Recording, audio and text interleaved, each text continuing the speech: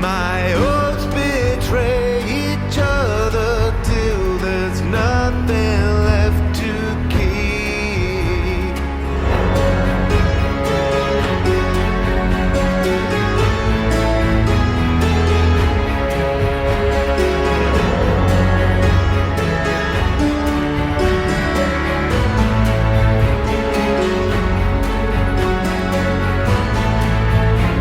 Only Us by Miracle of Sound. Welcome back to the Shardbreaker podcast. This is episode 8 of Words of Radiance. I am your host, Midnight, and I am here with Mythic. Hello. And Darkness. Hi. And we did chapter 35 through 39 this week, which was the start of part 3, which is called Deadly. And this chapter is called The Multiplied Strain of Simultaneous Infusion.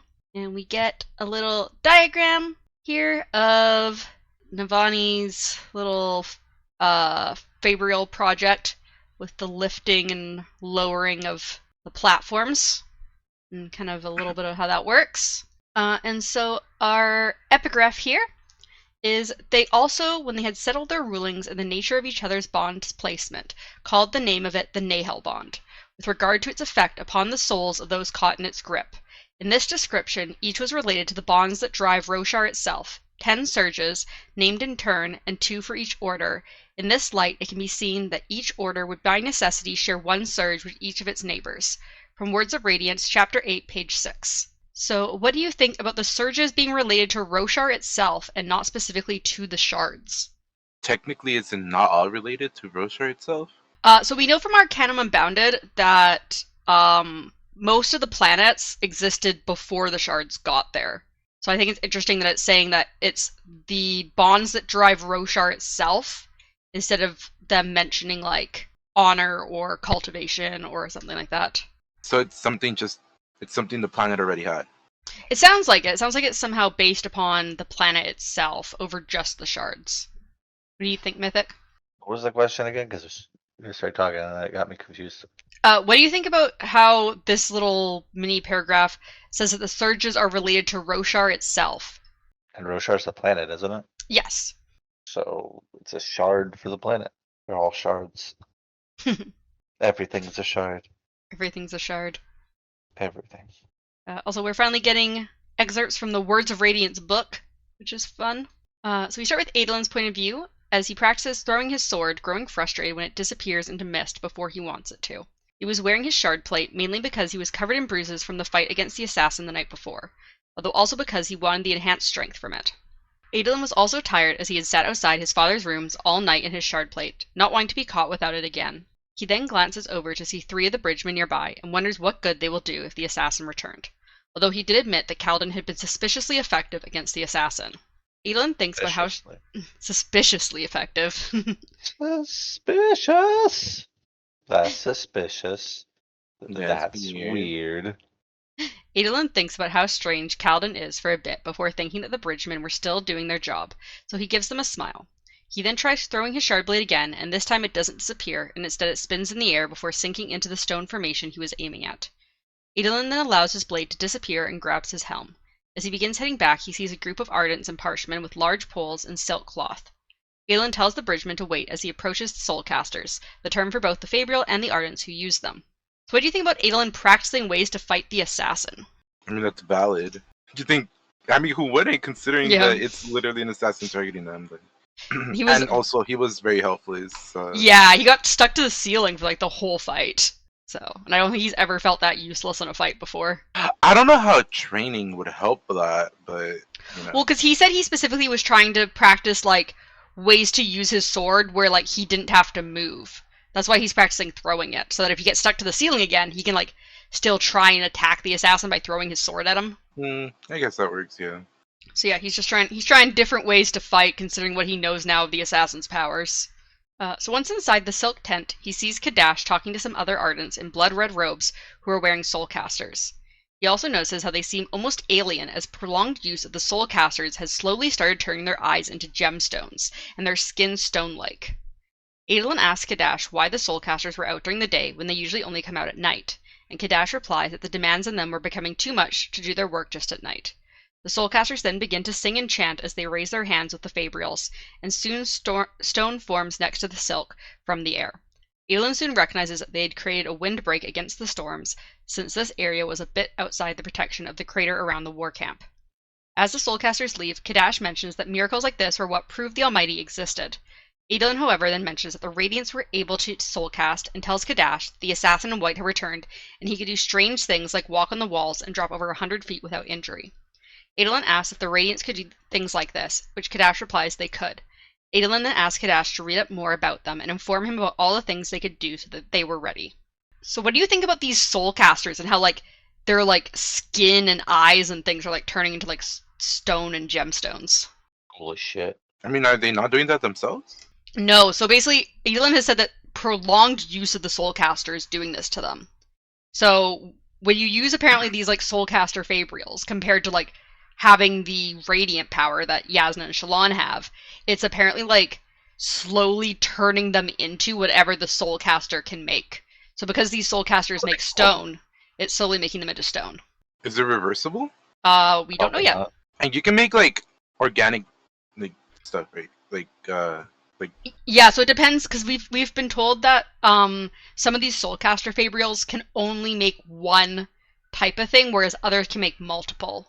So there's, like, a different type of soul. So, like, depending on the gemstones you use in the soulcaster and the type of soulcaster, it depends on what of the 10 essences you can make with the soulcaster. So, like, if you're making, like, you can make blood, right? Yeah, I believe blood is one of the essences. Right. So what the fuck was that gonna do to you? Like, just slowly melt into blood. Ew. Yeah, so apparently, if you don't have a radiant power, being a soulcaster is a bit dangerous. They better get paid good. So we then switch to Navani's point of view as she admires the organization of the war camp buildings. She then turns back to the engineering grounds, where she calls out for engineers to start the next test. Along with the ardents and scholars, there were also some storm wardens here. Navani didn't trust the storm wardens much, but they had been helpful from time to time. Rushu, a woman who had joined the Ardentia to try to stop the advances of men, tries to get Navani to look at a report about Flamespren. However, Navani says that she'll look at it later as she focuses on the large circular wooden platform nearby. She was using her test to try to keep her worries about Yasna and the assassin at bay. As she calls for the test to start, she notices Adolin entering the area, although she ignores him for a moment. Also, so did you catch that the report Rushu had was from one of our previous interludes? Yeah, uh-huh. Mm-hmm. Yeah, so, like, apparently they've like, finished their research and they've, like, sent it out for people about the different flame sizes. sprint That was the sizes. one where we first heard them question, like, oh, is, like, the flame sprint attracted to the fire, or, like, does it cause it, or whatever, right? I don't think it was the first Oh, no, it was time. when they were measuring it, right? Yeah, it was when they were measuring it. Yeah. Sill's kind of the one who keeps bringing up the RX type of spren attracted to the thing that they're named after, or are they, like, or do they cause it? But yeah, they were the ones measuring and being like, oh, if we measure a flame sprint, it'll stop changing size until you, like, erase the measurement. Like, what if we make it giant? Well, I think they said it had to be within, like, their normal size range that they fluctuate between. Because, like, the fake measurements... that by, like, adding more kindling or something? No, because remember they said that, no, apparently not. Because they said that and they also said that giving, like, a fake measurement doesn't work. I wonder how that works. But yeah, I think making a bigger fire would just attract more flame sprint instead of actually, like, making the flame sprint that are already there bigger. So anyway, so the test proved successful as one platform is lowered, the other is raised without supports holding it up. It's a bit wobbly, but Navani is happy that it's working. Adolin begins climbing up to her at the top of the viewing platform, and Navani has the Ardents who are furiously writing notes head down to check the gemstones on the lower platform to make sure none have cracked. As Adolin gets up to Navani, he mentions how disturbing he finds the floating platform as it reminds him of the assassin's powers. So what do you think about Navani's Fabrial project? I thought it was cool, that floating platform. Yeah, the floating thing, yeah. I had the same question that they had about if it could be used in war. Because yeah, apparently like she could, like, and arrows. Raise up some archers or something, so they have, like, a good high ground. I was trying to figure out how exactly they would be able to, like... It didn't say it could move, could it? I think as long as I think you can move it around. Just it only moves up and down when the gemstones are being activated. Yeah. So. No, but I mean, like, it won't move, like, forward and to the sides. And not with the Fabrial. No, you'd have to, like, tow it somewhere. Right. So I was just thinking. I was trying to figure out how the heck they would do that. Well, there's a way you could do it. I was thinking through multiple ways, but Yeah, it's like all kind of dangerous. if you hooked whatever it is that's underneath, it's polarizing it to sit up, right? And then hooked the thing that's up there at a certain with something like, I don't know, something that's detachable probably. You could probably move it like in a cart or something. Yeah. Because as long as the thing underneath and the thing above is kind of staying in the same vicinity, you could polarize it all the way down. Yeah. That would be pretty interesting. But yeah, she's basically invented like better elevators because they have like their like pulley system elevators, but she's basically invented like more automatic type elevators. Gotcha. Magical elevators? She's got magical elevators. Magically applied on Charlie. Well, technically, would it be considered like a science-based one? Yeah, so it's Fabrial stuff is considered a type of science because to them it's not magic, right? She's considered like a natural thing. Is it not? I'm pretty sure it is, right? It is, right? So because it uses gemstones, technically it uses a form of investiture because it needs infused gemstones to work. Right. So yeah, it just depends. Magical science. Yeah, it's like investiture science. Interesting. So Aelin then notices that Navani is only wearing a safe glove instead of a full sleeve and is horrified. But Navani says that no one cares what she does as the widowed wife of the previous king. She then starts explaining. Only a glove? Yeah, only a glove. How scandalous. Wow. She's like, I could run around naked and no one would care. So wild. She then starts explaining the Fabrial she is working on, but ends up simplifying it for Adelin, mentioning how it's similar to how spanreeds work, but instead of mimicking the same thing, it does the opposite. Adelin asks if it could be used in the battlefield, which Navani notes that Dalinar had asked. Dalinar had asked something similar previously. Navani says that they could use it in the battlefield to raise up archers, but that the gemstones struggle when further apart. She also says that they have many other plans for this, although she downplays her role in the project. Adelin then asks if Navani had been encouraging his father's advances of her, but Navani replies that she's the... What's that? What happened? I think you're like static in the background of your thing for a second there. Oh, was it me? Okay, cool. No, I think that was darkness. Me? Yeah, it was definitely darkness.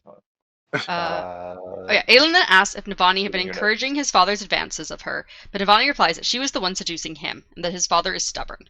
Adelin seems uncomfortable with the conversation and says that she is making his father's position more difficult, but Navani doesn't seem to care. Instead, she mentions that Aelin seems free of his casual engagement, but for now, as Yasna had gallivanted off somewhere. They then head out for the meeting that Aelin needed to escort her to. So what do you think about Navani not considering herself fully part of the scholarly team? She's not. So she's not a part of anything. No? Not yet. She'll be better later. When Yasna shows back up. Yasna's dead. No, she's not. She's totally decimated. She's never returning.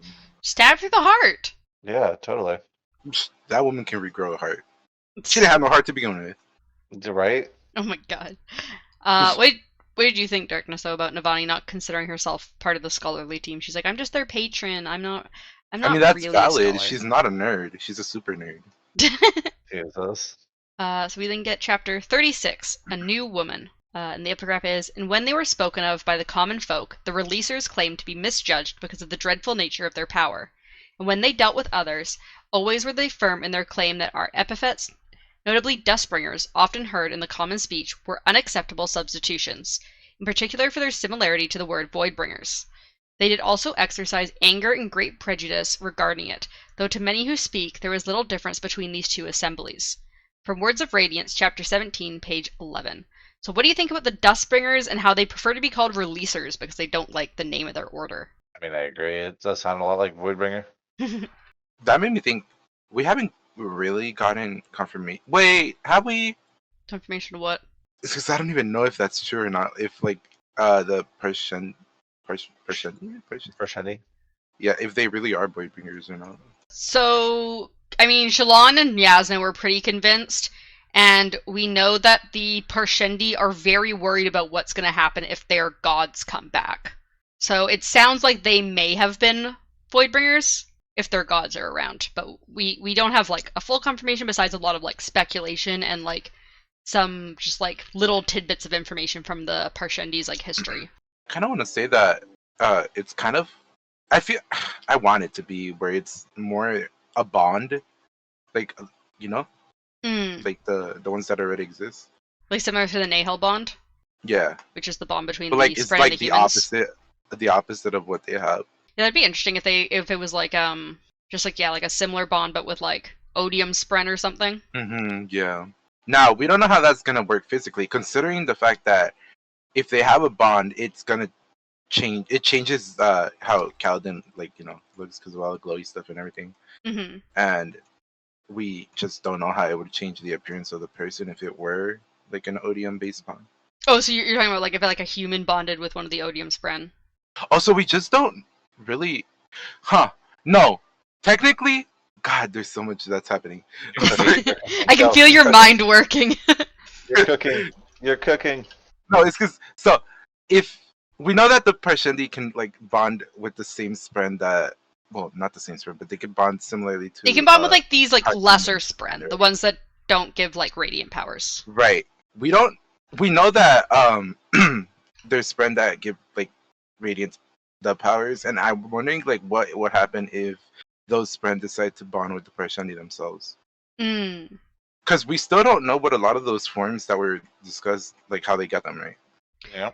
They keep referring to a lot of those like the forms that mimic Surgebinder powers as like forms of their gods, which would imply kind of like Odium type Spren, like So yeah, it's very possible that like the Honor and Cultivation Spren, like the Spren that are of them, there could be like both like more intelligent and like lesser, maybe like Odium related Spren.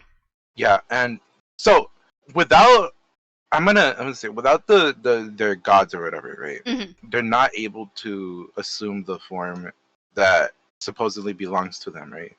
So it sounds like all of their higher forms are based off Odium Spren, but as far as we know, they can technically bond with any Spren, and every single Spren will give them a different form.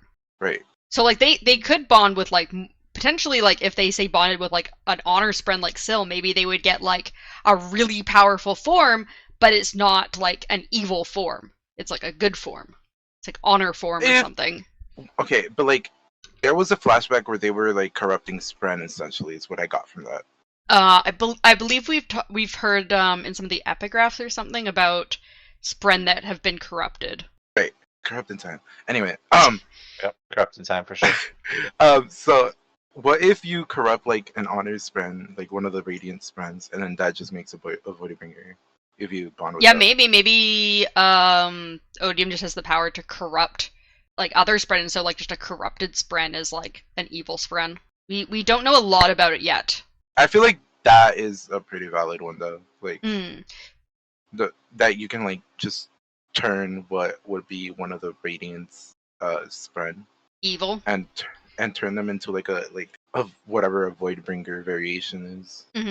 Some sort of like Void Spren or something. Spren? I guess. They can't all be Void Sprens. I mean, they could. Maybe Void Spren's just like an overarching term for like corrupted Spren. And then they pop up with like mind control Spren. A corrupted pattern would be a true lie Spren. Yeah, corrupted. You know what would be a cool Spren? Like a sacrifice Spren, and they're like so bloodthirsty, like Nightblood. Oh damn. Yep, that's totally what Nightblood is. Sacrifice. A destroy evil Spren. But yeah, so we'll get into the chapter. So we switch to Shallan's point of view as she wakes up feeling like a new woman, someone who wouldn't be shoved around, dismissed, or misled. She has Pattern try to look inside one of Tin's trunks that she hadn't had the men break open, and is surprised when Pattern is able to unlock it, as he calls the lock a pattern, and seems quite happy with himself, even though he doesn't have much strength in the physical realm. Inside is some clothing and spheres, and Shallan puts on a nice dress and does her hair and makeup with Tin's things. What do you think about Pattern being able to pick locks? I was gonna say, you know how useful that would be. I wonder what the limits to his lockpicking skills would be, because I would be going around he's got 100 in lockpicking for sure. Right. He gets an automatic critical whenever he does lockpicking. I would not be a good person with Pattern. And I wouldn't have to be, right? I mean, Shallan can light weave and like create like disguises and stuff, and it's a perfect Pattern. Thief, like she's like a rogue. It's crazy because she doesn't really have to be good, does she? But really, when you got magic powers, you can get away with a lot more. No, but like I mean, like you know how Kaladin had to protect someone in order to use his powers or whatever. Oh yeah. Yeah, she just has to not lie to herself. Which is so weird. It's She can awesome. lie to everybody else, but not Yeah. herself. Which is hard for her because she's got a fuck ton of trauma. Honestly, if you're one of those people that like just analyze your trauma and then accept it and go through it like almost instantly, which I found out is technically not that rare. Like it wouldn't be that difficult to go to like just use that spread, Mm-hmm. So as she leaves Tin's tent, looking like a proper light-eyed woman for the first time on this trip, Vatha approaches her. He mentions how they burned the bodies, and burn the bodies. Why did I write it like that? I don't know what my fucking sentence was. They burn the bodies, but worries about what will happen if the men patrolling the area find bones in the ashes. Shallan says to gather the bones in a sack and she'll deal with it, to which Vatha just nods in response. He also mentions that some of the men are getting worried as they get closer to the Shattered Plains, but after seeing her kill Tin with a shard blade, he no longer distrusts her, so he says he will reassure the men. Shallan then approaches Macabre, who, based on how respectful he is being, seems to have heard about her shard blade already. She asks him to go get her a palanquin from the war camps, as her men will be unable to. Macabre agrees to do this out of his own pocket for her getting him into the Shattered Plains safely. Macabre then says that he hopes they will never meet again, which Shallan isn't offended by, as he leaves. Pattern says that Macabre and his men had talked a lot about death the night before, and whether Shallan would come for them. Shallan then tells him to keep his ears out for things, and Pattern realizes it's a metaphor and calls it a delicious lie that he will remember. So what did you think about Macabre's fear of Shallan? The I mean, name it's pretty Macabre valid. is wild. If I saw someone, if I heard of someone really like nearby who literally just shoved a freaking into someone else, like I'd be terrified. Yeah. I don't have a weapon to defend myself of equal powers. So. Yeah, I don't have a weapon that can materialize itself inside my body. Yeah. Well, technically, no. I'm just... We then skip forward in time a little to Shallan entering the war camps. She is stunned by the magnitude of the war camps as her palanquin comes down the hill. She had to leave her wagon behind as the Chulls had belonged to Macabre, so her 18 men marched behind her as she was carried on the backs of Parchment with their light-eyed owner walking nearby. She then begins to worry about whether Dalinar Kholin will take her seriously or just take Yasna's things and send her back to Yavin. She also remembers how Tin had been adamant that she not rely on Dalinar, and although she killed the woman, she still knew that Tin had a lot of knowledge that she respected. Vatha briefly sends off the palanquin owner to find out where Dalinar Kholin is before learning that he and the other high princes are with the king. Vatha tells Shallan that something is going on, but that the palanquin owner won't tell him anything. He also asks if Shallan is going to kill the king, but she says she isn't, even though Vatha says he wouldn't care if she did. The palanquin then begins moving again, this time towards the king's palace. Shallan briefly looks at the drawing she did of Bluth, calling it both a truth and a lie. She then draws herself as a confident woman, a little bit of Yasna, Tin, and her brother Hellerin. She would have been that woman if she hadn't grown up in fear, and she would be that woman today. So what did you think about Shallan drawing a more confident version of herself to be? Trying to materialize something. What was the question? What did you think about Shallan drawing a more confident version of herself to be?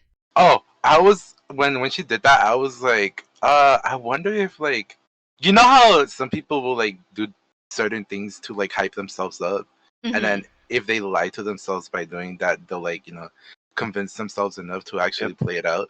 Yeah. Fake it till you make it. Yeah, essentially, that's what I figured she was doing, and I'm like, if she draws what she wants, it's gonna essentially. She just needs to visualize it a bit more than most people. She's like, if I can see myself being confident, then I will be confident.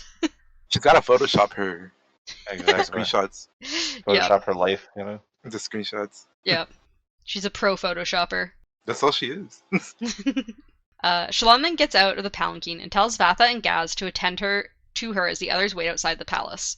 The guards don't challenge Shallan as she enters the palace at first, but one eventually does call out to her, and she has Vatha announce her by her name and that she is the casual betrothed to Adolin Kholin. As they move further into the palace, Gaz asks if Shallan is really the betrothed to Adolin, and she says that as far as she knows she still is.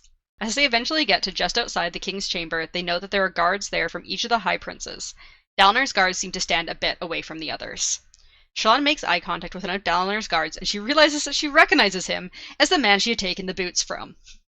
She says that she had lied. It's like, uh-oh. As soon as they mentioned any type of thing of him pulling up, not even the name, not even like what he looks like, I was like, here we go.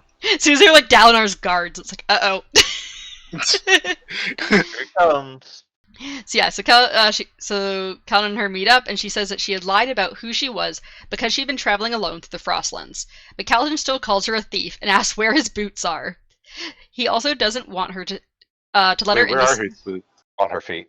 I think she's not wearing them because she's trying to look extra like prim and proper for her meeting with Dalinar. So they're probably like with her stuff with all the other guards. Yeah, okay. Uh, After that fucking match she goes with Kaladin, I thought she was gonna look all prim and proper, but sure. But yeah, he also doesn't want to let her in to see Dalinar and states that he is head of Dalinar's guard. Kaladin also recognizes Gaz, who'd been trying to stay out of sight. Shallan isn't pleased when she hears that Gaz had tried to get Kaladin killed several times. So what do you think about Gaz and Kaladin seeing each other again? Reunion for sure. Lovers will be back together. I'd like to think of just like Gaz like cowering behind some people hoping Kaladin wouldn't notice him. See me, don't see me, don't see me. He's like, oh god, why is he here? He was a slave, he should be dead. You see him in like a fucking guard uniform and find out he's in charge. It's like Gaz's worst nightmare. Ah, you've been going up in life, huh? He's like, I see you're doing well for yourself. Good for you. Yeah, I'm so happy. Not really. I'm lying. Good for you, Kaladin. Oh my god, why is he here?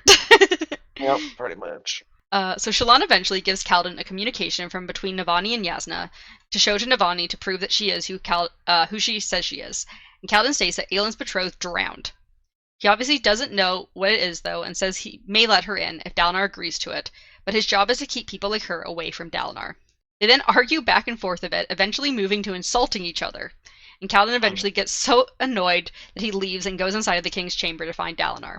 Vatha asks if arguing with Kaladin was wise, but Shallan states that they caused a scene, which means Dalinar will heal of her arrival one way or another, even though she hadn't really planned for it to go that way. So what do you think about Shallan and Kaladin's argument? Those insults were great, to be honest. I feel like he kept up pretty good. Well, yeah, because I think he said in the past that like his mom was kind of like the same, like she was also like really big on like kind of like witty comebacks and like things like that. I Wait, didn't his mom's expect wit? that. His mom is not wit. I wouldn't be surprised actually. Who knows what that man can do? Yeah, so Kaladin gets it from his mom. Yeah, them just going back and forth insulting each other was like, oh my gosh. That's Loved fun. it. It was great, but I'm like, Shallan, you're not making a good impression. Well, technically, she's making a great impression. On him? Who cares? That's not. She made a good impression on everyone else. Yeah, exactly. Path is just standing there like, is this the best course of action? They all literally started cracking up. So when she pulled up the "at your mom" type of stuff, he's like, don't get my parents involved in this. I was like, "Shit." Are they even still alive? I'm pretty sure they're. I Still don't know alive, if he right? knows. I don't think he's ever tried to reach out to them since his brother died. What a great son. So eventually the conference between the High Princes seemed to go on break, and Kaladin returned with the sheet of paper Shallan had given him. He reluctantly allows Shallan inside, although Vatha and Gaz aren't allowed to follow her. And then we move to Chapter 37, A Matter of Perspective. And we get another epigraph, which is, now, as each order was thus matched to the nature and temperament of the herald it named patron, there were none more archetypical of this than the Stonewards, who followed after Telenalat Elin. That's how you say it. Stone Sinew, Herald of War. They thought it a point of virtue to exemplify resolve, strength, and dependability. Alas, they took less care for imprudent practice of their stubbornness, even in the face of a proven error. From Words of Radiance, Chapter 13, page 1. So what do you think of the Stonewards, which is Town's order, which was the guy that just came back from damnation after 4,500 years? What was his order again? It was like The Windrunner or some shit, Stonewards, right? There we go. who exemplify resolve, strength, and dependability. Doesn't really seem to fit them, to be honest. Why? I don't know. It just doesn't seem to fit them. I think it fits Not him gonna pretty lie. well. Totally Not gonna lie, I can't think of anyone else that would be Fit that. that. Yeah. Who's dependable enough to last for 4,500 years. Oh, not. I don't mean like him, but like I mean like the characters that we've been going through. Yeah, as far as we know, we haven't met any people who are like on the path to being a Stoneward. Well, maybe some of the Bridgemen? Question mark? You think maybe some of the Bridgemen could be Stonewards? Maybe. Rock's pretty dependable. Very. Well, he's literally a rock, and he's gonna be a Stoneward. Oh wow, that's funny. But no, what I can't remember what the other dude's name is though. There's another one that's also pretty dependable. The one that swore his fucking life to Kaladin is the one I was thinking about. Yeah. Moash? There you go. Is that I it? think. Yeah. I don't know. Moash is the one But that yeah. like I don't was remember really names very well. against Kaladin at the start of last book. Yeah, it's And that guy. And then he yeah. like falls in love with him. So you think Moash could be a Stone Ward? For sure. Fair. So we move to Adolin's point of view as he thinks about how tiring the conference was. The High Princes and their wives had been talking about the assassin in white for the last 2 hours, and although they were on a break, it didn't seem like this discussion would ever be over. They couldn't agree on what could be done about the assassin, although Adolin didn't think they could do anything. He was practicing to fight the monster, but even he wasn't sure if he could do anything against the assassin. Dalinar had convinced him not to wear his plate to the meeting to project confidence, but they did have one of their generals wearing it in a small room next door in case the assassin did show up. Adolin gets himself some orange wine, which was basically just juice, and then goes off to find Relis. He was the current dueling champion, and thus Adolin was particularly interested in him. Currently, Relis was speaking to his cousin in a group of people, one of which was a woman who glared at Adolin. Adolin brings up that Relis had said that he'd fight the assassin, but refuses to fight him. However, Relis replies that Adolin needs to fight his way up the dueling brackets before he will fight him, especially with shards on the line. Adolin then I offers... like his response to that. I mean, it's kind of fair. That seems to be how things go. It's like, dude, I'm the fucking champion. You gotta fight your way up. I mean, I don't know. In our day and age, it doesn't seem like that's true. So, especially in the boxing world. Adolin then offers 5 shards, his set, his brother's set, and the extra blade he had won in his last duel. However, Relis refuses and begins to walk away, but his cousin hesitates. Is he even allowed to wager other people's shit? I think Dalinar has probably given him the ability to wager any shards that are under technically Dalinar's like princedom. But yeah, so what do you think about Relis refusing to duel Adolin? Like you said, it makes sense. You can't just jump to the top, you know? Then everybody would just do that. Man, something about this was like really like off-putting for me because the fact that he just say he would wager everything kind of just like would throw me off in general. Well, I think because Dalinar in previous chapters has said like we really need to get this going. Like we need I think Dalinar's but it's not me worried timeline. about like him losing it all, but it's more of like if he said that to me, you know, and he was terrible last fucking match. Like, no, there's something fishy going on. Either he's like rigged it or something, and I'm not fighting him, you know? Yeah. Yeah, I mean, Relis, yeah. I feel like if I was in Relis' spot, I'd be refusing too. It's like, there's nothing good that's gonna come from this. Right? It's a lose-lose thing. Yeah, it's kind of just like, yeah, no, it's... Because you can, like, it would throw off the balance in general so hard, even if you won them. So, I mean, as he said, even if he won them all, now, like, the fact that he, like, dueled someone out of order, every single person's going to be coming trying to duel him for his shards and everything. Like, it's going to be a huge pain, and, like, he's eventually going to lose if he's fighting that many battles, like, duels and stuff. So I think he's like, and, like, it's everybody's going to know what he's capable of already. Yeah, he's like, it's not worth it for me, even for 5 shards, because, like, he already has a full set.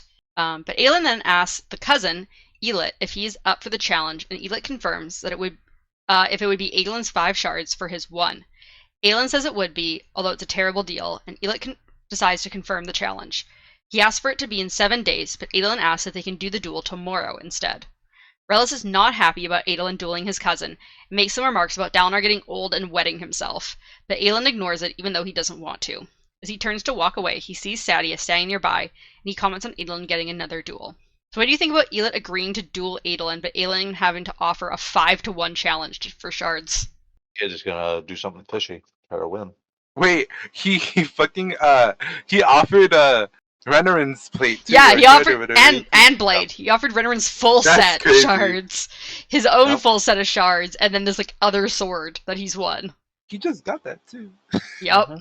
Yeah, would really suck if he lost it, huh? So Sadius comments on how he thought Dalinar found it honorable to not duel during war, but Aelin ignores him and pushes past, although Sadius stops him by grabbing his shoulder. Sadius states that what he did was a kindness to Dalinar, but Aelin just tells him to let go of him. Sadius does not, and states that when Adolin gets old, he better hope he has friends like Sadius who will give him a good death if his mind starts to go. Adolin threatens Sadius before getting out of his grasp. He gets ready to punch Sadius, but Amram stops him. So what do you think about Sadius continuing on about how what he did to Dalinar was honorable and a kindness and not a betrayal? I think he actually believes that, to be honest, but... Wait, who's this saying it? Sadius. Right, no, that's not, no. Sadeas being Absolutely ballsy going up and just grabbing Adolin by the shoulder. Adolin's like, I am ready to murder you. And you walked to me. At that point, you see, I don't think I would survive long in this world. Why? I think you would. Because at that point, I would have just went for it went for a punch. Yeah, I mean, then you would have got attacked by whatever. The with a fuck- kill. Because at that point, it would be worth it. Just summon your Shardblade I through would. him. Yeah, exactly. I was gonna say, just summon your Shardblade inside of him. You know. Like, if you're gonna get like arrested and shit, you might as well go for the final kill. But You know, it'd be pretty neat if you could summon like a part of your Shardblade, right? So that no one Instead of knew. the whole thing. Yeah, so like you pat him on like the back right behind, right on the other side of the His heart. eyes and, would like, still burn out though, so people would know he was killed by a Shardblade. can it be a delay? No, I think it's Yeah. pretty instant. As soon as you get stabbed with the Shardblade, like through like in Not a way that like would kill just you. Like a delay to summon. I don't know if you can. As far as we know, you have to summon the blade in your hand. You cannot summon it like away from you. Personally, I don't believe that, considering that you can throw it. But I think it has to at least start in your hand. But what I was thinking more would be like instead of going for like a vital organ, because it's only if he dies, right, that his eyes do that thing. Just pierce him in a spot that would hurt, you know, and like maybe debilitate him. my God, you want to make him a cripple? Yeah, for sure. Just stab him directly in like the spleen or something, and so there's no Oh, like God. dead skin on the outside, so he like, doesn't like lose a limb, obviously. And then his spleen but- just doesn't work. Yeah, or you know, hit him in both kidneys, and then you know. Yeah. I mean, eventually he'll die. He won't die immediately. So would he Hit him in the then bladder, and then learn? he just can't. He just like slowly like his like urine just like leaks into other parts of his body and poisons him to death. Yeah, exactly. There's so many ways you could do it. You know, you could, you know, if you meticulously. Oh wait, Mhm. the Shardblades are all like they're always the same thing. It's not like they Yeah, they're like change the Shardblade giant like per great person. swords or something. Yeah, I want a okay, so needle. yeah, I was gonna say like so you couldn't like materialize your Shardblade as like a very small letter opener kind of thing. No, unfortunately you couldn't. 'Cause I that would be love to ridiculous. have like a needle sword. You know, right? A rapier, you mean?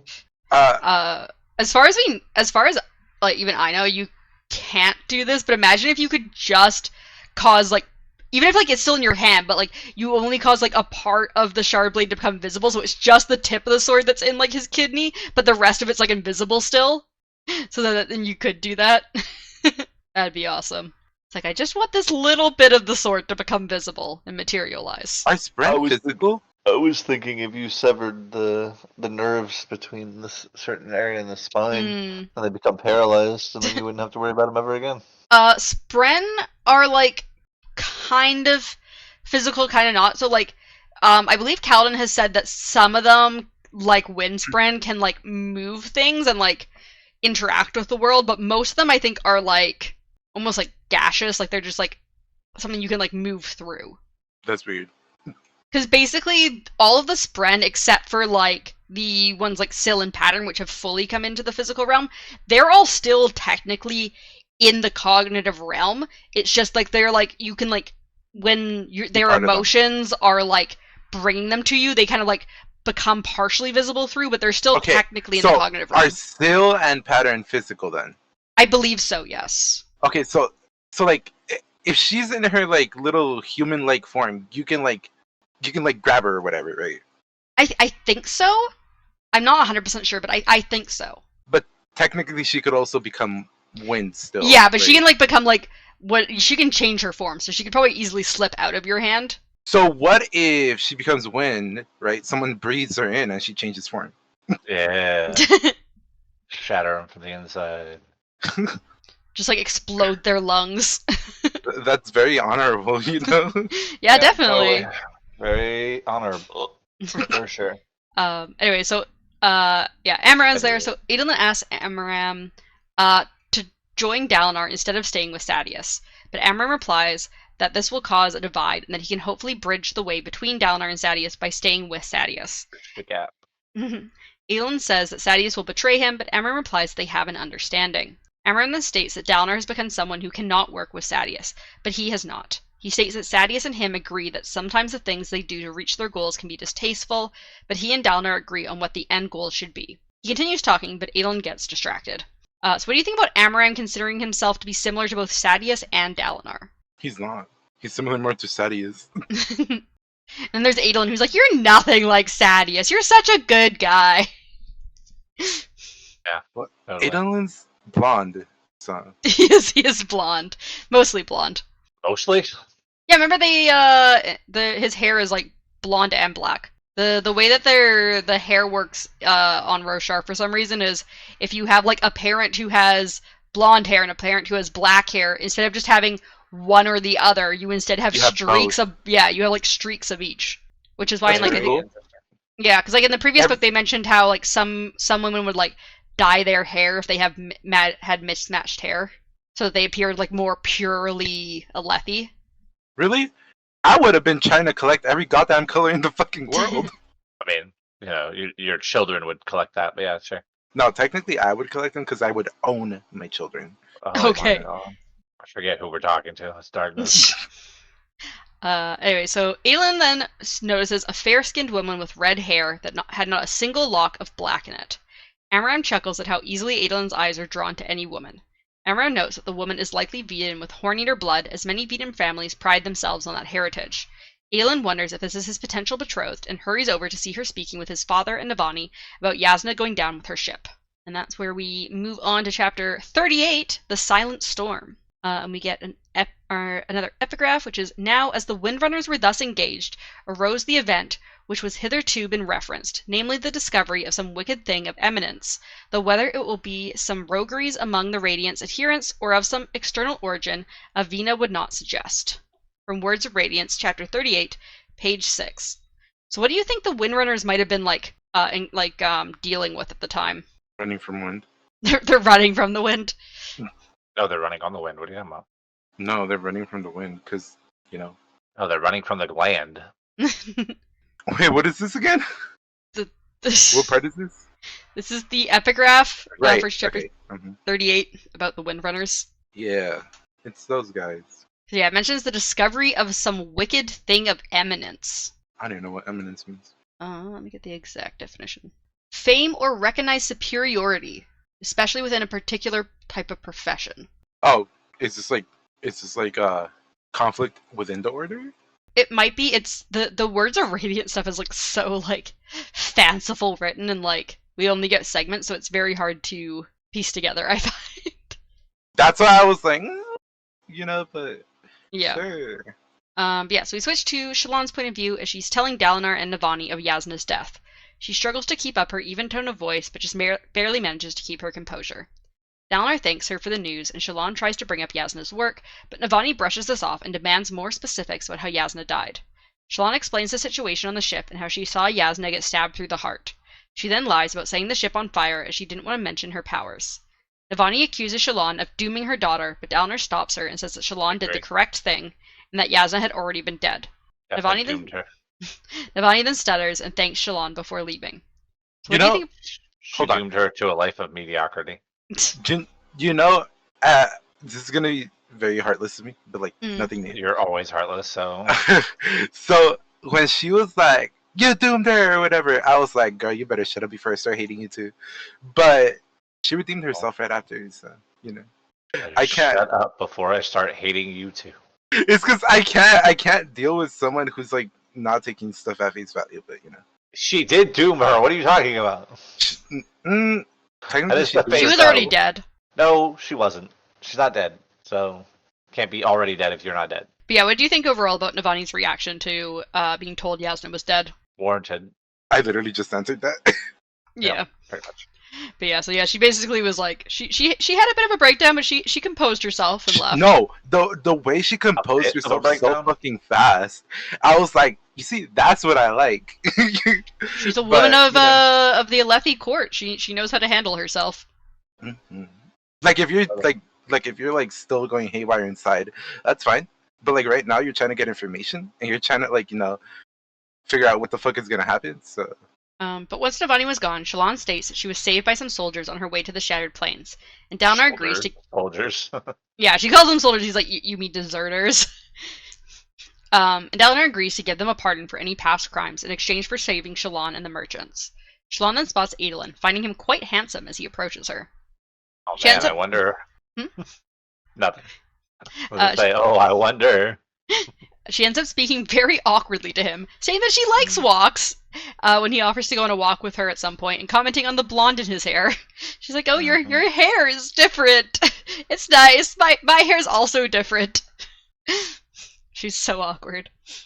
Yep. Uh, I mean, in the face of greatness, you know. I mean, she's also, I think, besides Capsule, she's never really spoken to a man that she's been interested in before. And the Capsule And we thing saw didn't go how- well for her. As we saw how that went out. Yes, she's not the best with men so far. The best. Much better with women. Yeah, she is. That's interesting. Wow. Where was Very I? interesting. Dalinar then asks Adolin to leave, and he asks Shallan why she is interested in his son. She is truthful about her family situation, but states that Yasna did take her as a ward when she rejected so Honestly, many that others. It shocked me that she was truthful there. Yeah, but my actual question is, were you surprised that Shallan was so truthful with Dalinar? Yeah, like, Considering why? her history. Of all things, like your whole thing is about like lies, and yet you're being truthful. To be fair, it seems like she kind of like correctly kind of like figured out what would work best for Dalinar, because he obviously would prefer the truth that's not the best over lies and then finding out later. Whereas if it was Sadeas, you definitely lie. And he's gonna be like, that was smart of you when he finds out. But yeah, so Dalinar agrees to keep the casual betrothal for now and offers her a position as a lesser scribe for him. Shallan worries.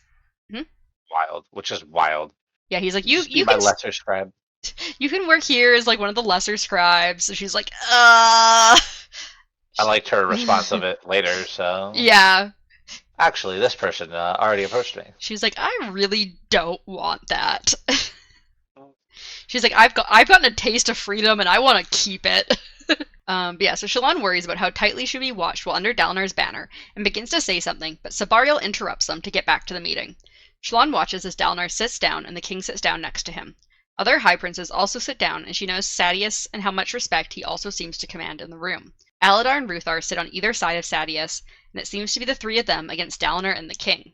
However, as the groups begin to talk about how to handle the assassin in white, she notices there is actually a third group that seems to be mediating between the other two and is led by Hatham, although Sabariel didn't seem to be part of any of the three groups. What was your first impression of Sabariel? Savario? Mm-hmm. That was what was which one was Survivor? Sabariel's the one that she ends up Yeah. hanging out with after. The one that she lies about. Yeah. Like, oh, this is the guy who actually talked to me or whatever. Yeah, and he's like, Yeah, excuse yeah. you? Yeah. He's the I one like who's- him. funny as fuck. He's a cool guy. I'm gonna say, Sabariel is like my favorite of the High Princes. He is fucking, I love him. He's so great. And Yasna fucking dismisses him so much in her notes when Shallan's first like reading it over. She's like, oh yeah, Sabariel's a fucking fool. Just ignore him.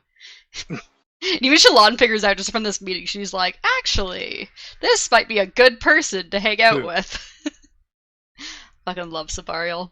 But yeah, after a bit of back and forth, Shallan is noticed, and they ask if she has news from Yaakoved. However, Shallan replies that she does not, and that she was Yasna's ward.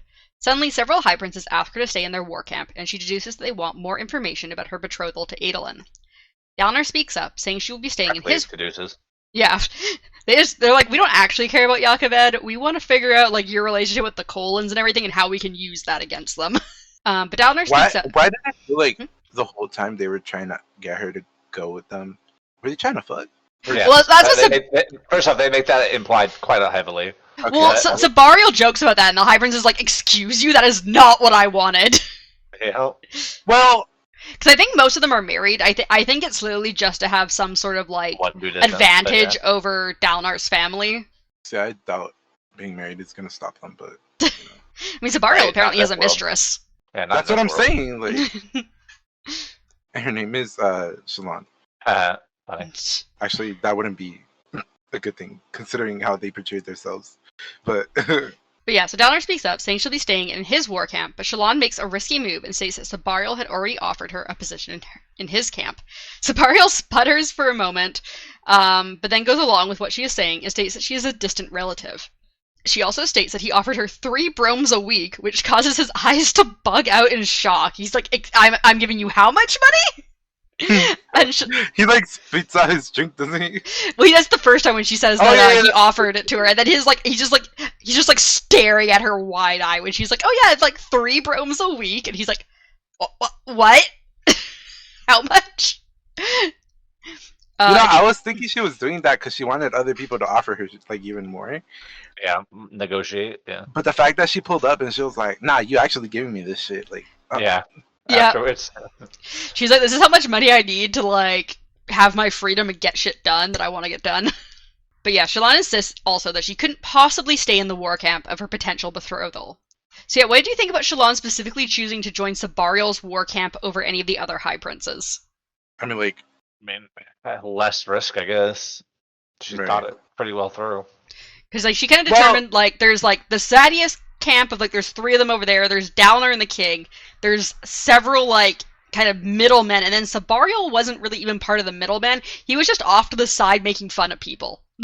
I was kind of hoping she would stay with like Dalinar's people. Dalinar and Mm. Aelin, yeah. Yeah. To be fair, though, I think she's I feel right like that they her would be and, keeping such a Kaladin- close eye on her. Yeah, I feel like her. But like, and what is she Kaladin would gonna also be doing? Like, you know. Well, she wants to Toppling meet up the with Uncle the Fred. fucking Ghost Bloods at some point. Remember? I She got the- guess. That's part of what she wants to do. She wants to get like the figure out the Ghost Bloods. Also, like if she's being super watched, like she can't really practice her powers if she doesn't want people to know about it. How much I want to bet that Navani's part of the Ghost Bloods? That'd be crazy considering the Ghost Bloods were specifically like intent on killing Yasna. It's like one of their Doesn't like main Yasna. goals. That's what she's like. She's dead. You killed her. And she's like, it worked. So Shallan then makes her way over to where Sabarial is sitting as the conversation moves away from her. Sabarial is joking that Ruthar wanted Shallan in his bed when he asked her to come by his war camp sometime, which Ruthar is not pleased with. Sabarial then whispers to Shallan that he almost threw her out, but she says that he didn't, and that she'll make sure she is profitable for him considering he will be paying her as much as she said, since the others had heard the amount. The conversation then moves on to Already on the discuss... books. She's like, everyone's heard. It's out there. You gotta pay me that now. So the conversation then moves on to discuss the assassin some more, and then Aldar begins complaining about the number of gemstones he has. Dalinar then interrupts the conversation by quoting the Way of Kings and stating that they have made no progress in the war in years, and they also are no closer to killing the assassin in white. Dalinar states that he wants to either make peace with the Parshendi or he will march his army out onto the Shattered Plains to end the war. The other High Princes state that they don't even know where the Parshendi live, as most of the Shattered Plains is unexplored, but Dalinar says that they need to finish this war once and for all. He also mentions that one of the Parshendi asked to have a meeting about peace, which surprises the other High Princes, but that the assassin had come the very next night to attack. He isn't sure if it's a coincidence or done on purpose. He almost wonders if someone is trying to frame the Parshendi, although they did admit to having his brother I killed. know what I said. Yeah, you said that in the past, but yeah, he's like, but that was before we knew that the Parshendi had like admitted to having the brother killed. This, however, if like Taravangian somehow could have known that the Parshendi wanted peace, like he definitely could have planned the second one of being like, yeah, you attack after they talk to the Parshendi. Roran then suggests that maybe there is a faction of the Parshendi that wants peace and another that wants to destroy the Alethi. So yeah, so what do you think about Dalinar wanting to go out and finish off the Parshendi if they don't agree to peace? Valid. All I right. mean, like, what else is he supposed to do? Another 10 Yeah, years no, of right. War. And Sadis is being like, oh, you want to go out on the plains again? You should have just died the first time. You should come with me again. So Dalinar ends the meeting with saying he is going to be training his men for a long expedition out onto the Shattered Plains, as well as training new Shardbearers as Aelin wins more shards. As everyone eventually gets up, Sabarial states that the meeting was not only boring, but also expensive for him since Shallan is joining him. Shallan replies that at least she isn't going to be boring, which causes Sabarial to laugh. Shallan then informs the king of his sister's death, although she thinks Dalinar may have already told him, and also gets the writ of pardon for her soldiers. She presents the writ to Vatha and Gaz, and Vatha is shocked that she had actually pulled it off. So were you surprised that Shallan was able to keep her promise to the deserters? Oh, not at all. Yeah. I knew it was going to happen. I didn't think she was gonna do it. I'm not sure if she fully knew she was going to do it. I mean, That's as what a I'm person saying. who is supposed to be lying about everything, she doesn't lie about a lot. Well, but she was lying with the purpose of not But- knowing that she was gonna be able to do it. though. Is it really a lie though? If your intent was actually to do it though? It's kind of a white lie. It's one of those things where she's like, I'm definitely going to do this. I have no guarantee I'm going to be able to do this. This is just a hope. But a lie, no matter the color, is still a lie. Yeah, I think it was like, It was at least a half Are- lie, because she was like, Are you she had saying no are guarantee. you saying you blame your parents for lying to you about Santa Claus? Yes, I was very upset with my parents. My parents Really? never lied to me about I Santa Claus. didn't. I don't think I talked to my mom for like a week. I was When I never. found I out. was never told. Oh, like Santa Claus is this and that and that. You know, like I thought it was just like a face for a holiday. You know, You know, I was super upset with my mom. my parents would just give me like, if I got presents, my parents would just give me it like straight up. If you Yeah. got presents, Well, yeah. they have 2 cars.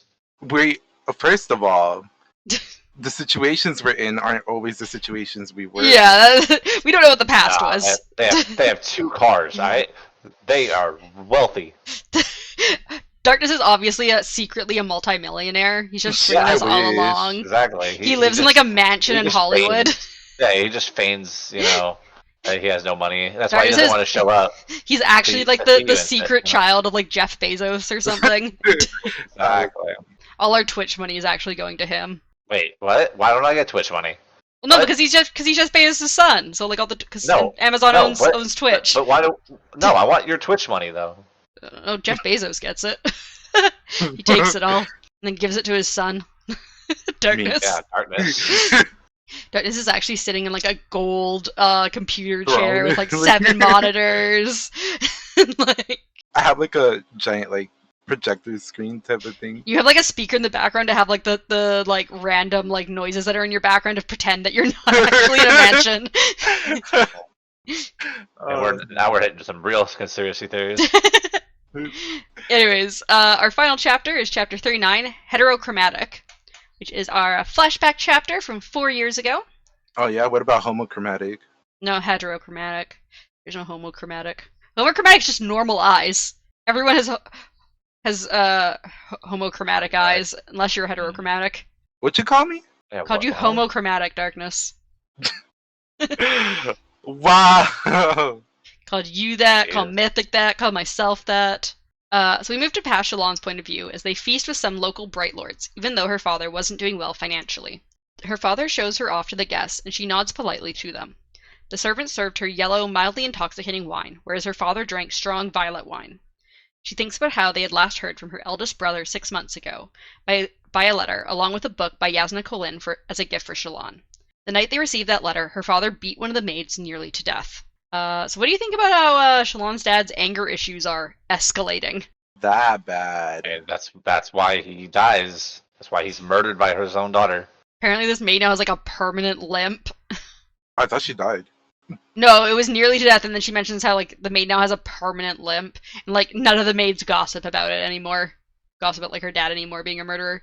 They're all quiet all the time. Right? Hey, I guess it got the result he wanted. Yep. So as her father speaks to the guests, who seem to wish they weren't there, she notices that her brothers are sitting together at their own table. Her father has started calling her brother Balat by non-Balat, as if he was now the eldest. She also noticed how he and their guest's daughter kept glancing at each other during the dinner. Her father then announced that he will be remarrying soon to another Bright Lord's daughter. He then gives gifts to his children to celebrate, daggers for his 3 sons, and a silver necklace for Shalon. So what do you think about Shalon's father remarrying? Had to happen eventually, I guess. He needs another wife to kill.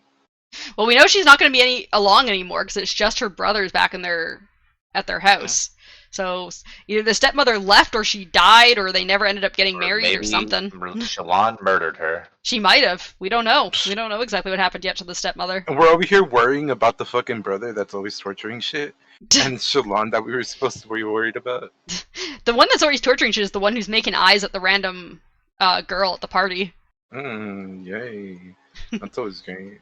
Uh, I'll be honest, I remember none of her brothers.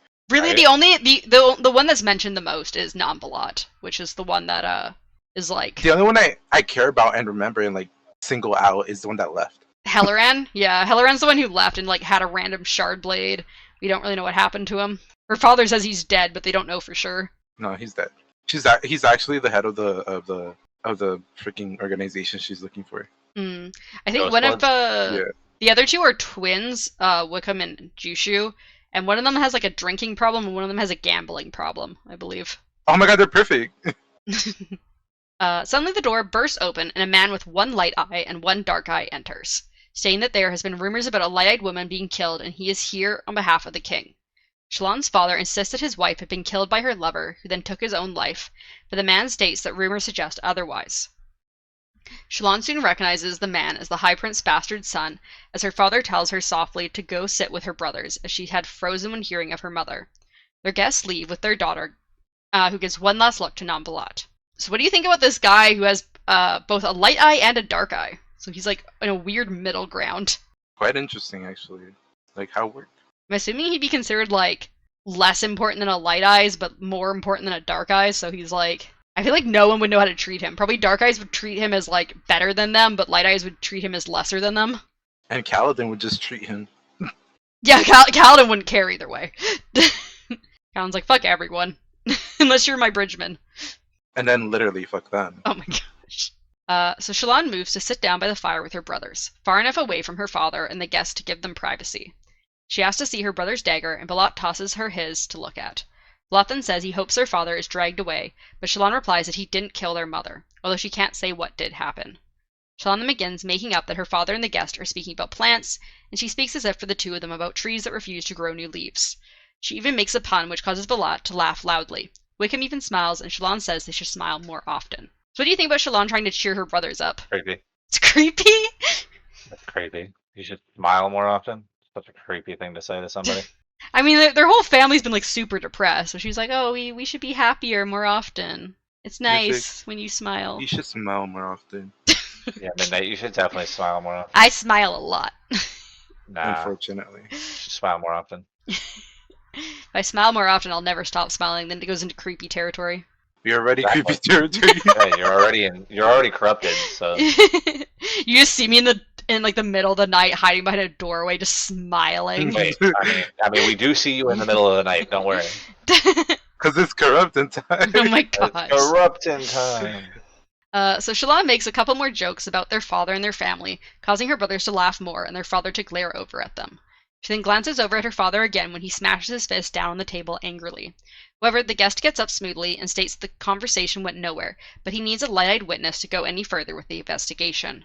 Blot wants to stand up as a witness, but he is scared their father will kill him. Wickham tries to get Shallan to stand as witness, but she insists she didn't see anything. Eventually the messenger leaves, and their father shouts for his children to leave the room, causing them to hurry out. So what do you think about the fact that none of them were going to stand as witness to get their father arrested? Why would they? Loyalty. I feel like the people that weren't there shouldn't have a place to stand as witness, you know? But sure. Well, it sounds like, based on the conversation the guy was having, that Hellerin was the one who started this investigation and got him to, like, go after their dad. Because he's, like, the one that's, like, told me about it initially isn't here. Well, yeah, but like the other brothers had no fucking idea what the fuck happened, right? Yeah, that's why I think Wickham's just like, Shallan, you were there. She's Yeah, like, so like why the fuck would he even try to stand up? Like he wasn't there. Blot. Yeah, but I mean, Blot wasn't there, but I think he still wants to be like, my dad's a murderer. I've seen him, like, beat the maids. no. I mean, obviously, he killed our mother. Yeah, Obviously. exactly. That's not a witness. That's like an accuser, bro. Yeah. Yeah. It's all speculative. Shallan's the only one who saw, but she's, like, blanked out the memory.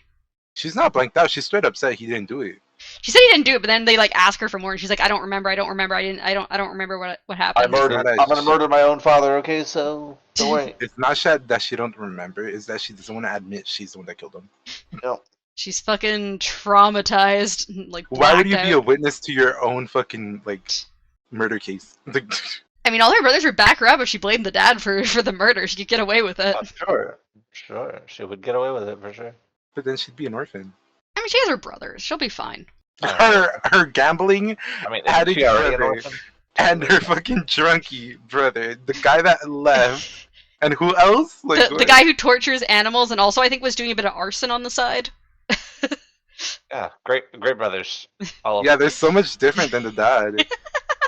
Well, I mean, hey, the apple don't fall far from the tree. So.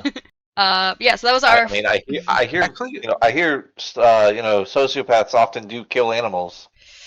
Yeah, that's a first sign of someone becoming like a serial Uh-huh. killer later in life. Is they Yeah, start with exactly, like insects and so- small animals and then people. First of all, everybody kills insects. You do? Well, you step on them, you know. I don't step on any insects. Well, he specifically like tortures them and pulls their legs Yeah. off. I think that's a little Yeah, we're not different than doing just that. like We're not stepping doing on like a spider or an ant. No, not really. The amount of Oh, fucking it ants definitely y'all is. probably stepped on. I mean, I've definitely would killed you ants kill and me? spiders. The only animal that deserves death are frogs. What? No, What's wrong with what's wrong with frogs? What are you, Frogs are French? cute. Animal. Only animal that deserves death are frogs. Are you I French? thought I was the only animal. No, frog legs are so good. Ew. I'm no. sorry, huh? Frog French eat legs frog are legs. so good. That's why I was calling him Yeah. French. Yeah, you French. Yeah. I don't think I could eat a frog leg. I was too scared to try I when bet I you went to could. France. I bet you could. I don't even like chicken breast. I've heard they taste like chicken, so Yeah. Why don't you try? Why don't you try it? I was too scared to. It was What? like 10 years ago. It was like 12 years ago. You were too chicken. I was too Ah. chicken to try the frog legs. Uh, Anyway, so I have some overview questions. First of all, Why? do you... Why? Because Why? we need overview questions. We just Uh, answered all the questions. yeah, we just Do you- literally answered all the questions. Do you think that Adolin is going to continue to win his duels, or do you think he's going to lose one soon? Nah, I think he's he's winning. about to lose the one to the. You're telling To me the cousin? You're telling me he's dueled what once, and then Beat him- dueled against in a terrible way? He then like And basically then- like street fought the other guy. Right. So like he's technically officially dueled one person the way they're supposed to be dueled. Yeah. And then he's gonna lose after all that? No. I would be so mad if I lost after waiting for so long to somebody to like, for somebody to fight me. It would be really bad for Dalinar and if he lost all their shards. Well, I mean, it'd be great for Kaladin to step up, you know? Yeah, exactly. Or Shallan, who has a shard as well. Oh yeah, that'd be a great solution. She'd be like, "Don't You know, worry, you just- can inherit my shard blade when we get married." Just use the fucking murder weapon that she used against her fucking mother, her mother's And- like lover, and Tin. her father, Tin. and Tin. Yeah, and Tin. She's Also, killed a lot of people. she has. What do you think is going to happen with Shallan staying at Sabarial's war camp? Oh my god, I just Nothing realized she good. killed everyone at the ship too. Well, I mean, some of them were killed by the Ghost Bloods, like Tin's mom. Well, she also went, I'm gonna help these sailors, drowns them. Yep, not remembering that their arms are fucking tied. And they're probably injured. Like Navani said with Well, yeah, Yasna. Yasna was stabbed through the heart. It's a little Well, different. not okay, but dead. if you're stabbed, you're not gonna be swimming all frilly-nilly like across the water. Like, Yeah, but what do you think's gonna happen with Shallan staying at Sabarial's war camp? also that shit would Nothing hurt. good. Salt water after getting stabbed. Ooh, Yeah, right. You said nothing good, Mythic? Nothing good. Wait, about what? Shallan staying with Sabarial. Oh, they're gonna like be besties and they're gonna investigate together. Do you think she's gonna tell him about her powers? Yeah, hell yeah. Never. I don't And think then she tells anybody. He's gonna like accidentally like spill the beans when like the things are getting too like intense, and he's like, Shallan, do what you need to do, and then she's gonna like whip out her like Zeth's gonna come after him and he's gonna be like, Shallan, save me! And then Like- Seth's gonna have a like- whole nother existential crisis because he's met another Knights Radiant. there's another one, no. My whole life is a lie, I must leave! That's all we No need to longer- do, activate his I can no trauma. longer, I can no longer be a servant of anybody. Is that why he cries? Not because he's killing people, but because life is He's unfair to alone. him? Because he's alone. Also, do you think Zeth is going to show up again to try to kill Dalinar? Yes. He's not gonna try and kill Dalinar. He's gonna try and breed with Kill Shallan. Kaladin? Oh my Radiant. gosh. He's gonna try to kill Kaladin. So they're trying to kill Kaladin instead, do you think? No, I just think he's coming back to kill. He's gonna ask him on a Dalinar. date. What do you mean? Oh my god. We're both Radiants. Come with me. Exactly, that's what I'm thinking. You think he wouldn't want to, have somebody else in life who's just like him? Also, how do you think the conversation between Eshonai and Dalinar is going to go? Because it sounds like that's going to come up soon. They're also gonna Eshonai. go on a date and they're gonna smash. Wait, who's Eshonai? The The Parshendi girl. who became storm form. Oh, yeah. Crab Girl. Crab Girl. Yeah, I Crab mean, Girl. I feel like she's actually. Wait, no, she's got. She became the storm. Yeah, form she now, became right? storm form during the high storm Yeah, no, where I- Zeth attacked. Yeah, I'm hoping she becomes Yeah. like even more of a bodybuilder. Jesus Christ. I think Can you she's. imagine? I think she's gonna end up like letting that take over, and she's gonna fuck up this. The No, more, alliance. no peace. Oh, that's gonna No peace. suck. Yeah, And they're then the gonna go to war. people on Dalinar's side are gonna go in with flying tanks and cannonballs and like Radiant Order people and Shallan's gonna be in there, and then it's gonna turn on into an all-out war. And Yeah, then they're the all five are going to be like, together. Eshonai, we knew we shouldn't have allowed you to go talk to him. Mhm. And then they're all gonna turn into Stormform. And then we're gonna have to wait till the end of the next book to go through the war, because Freaking Mistborn type of shit again.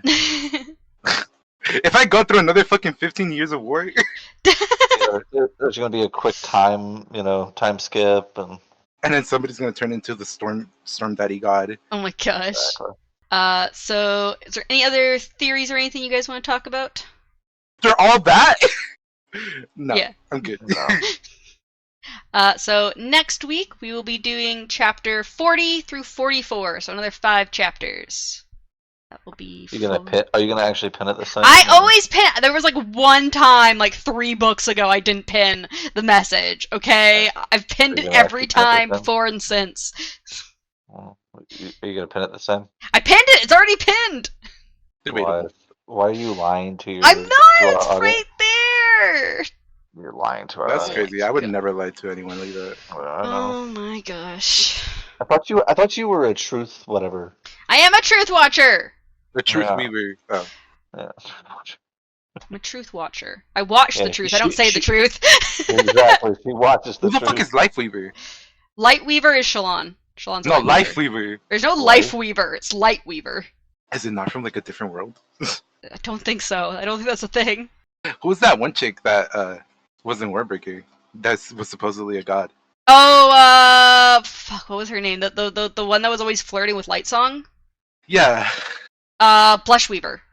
There we go. I mixed up like so many names there. You did. Yeah, that's Blush Weaver. Oh man, I wish. I was gonna say I wish I knew everything I knew now when it was then, and then it'd be a lot greater to make jokes, but But yeah, so that was the end of our episode. Thank you to everyone who's listening. We really appreciate it, and we'll see you next week. Bye. Bye.